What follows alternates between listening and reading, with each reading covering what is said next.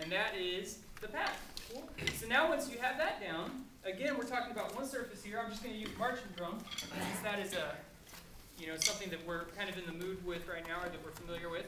My goal is to become familiar with this pattern and to be able to play different rhythms, different dynamics, different stickings, things like that. Not necessarily to come up with the perfect drum set part the very first time. I just want to get familiar with this pattern. So what I did is I took a mini disc, or an MP3 player, and recorded myself practicing. How many of you guys record yourself practicing?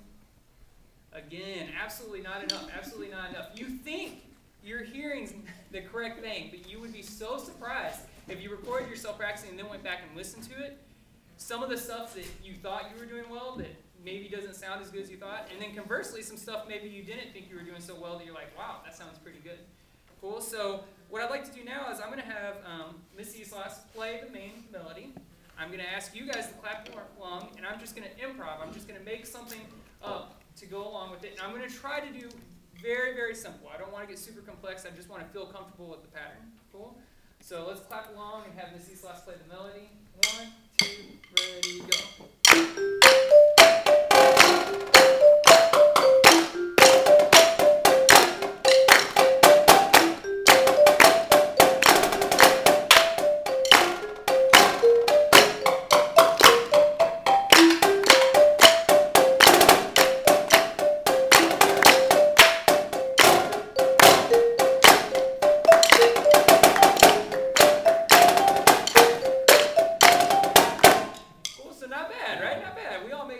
Side to the other. All right, awesome. So I would do that just repetitively, over and over and over. Start to experiment with the rhythms. You know, if I made a mistake, no big deal. I'm in a room, I'm practicing.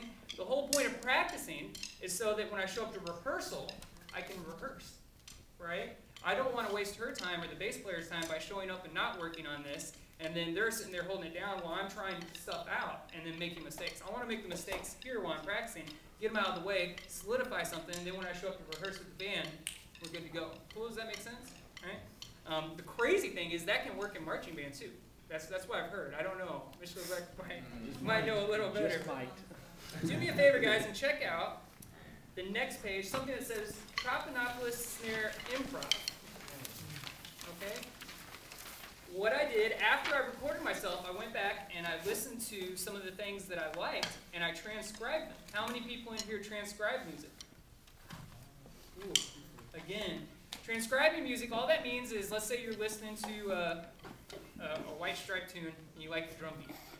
You just write it out. You listen to it, and you figure out, okay, well, this is in 4/4. Okay, well, those are 8 notes. Well, he's hitting the snare drum on 2 and 4, hitting the bass drum on 1. There it is. Oh, cool, now I can play it, right? Doing that kind of thing is for other musicians, is great because it opens you up to ideas you might not have come up with.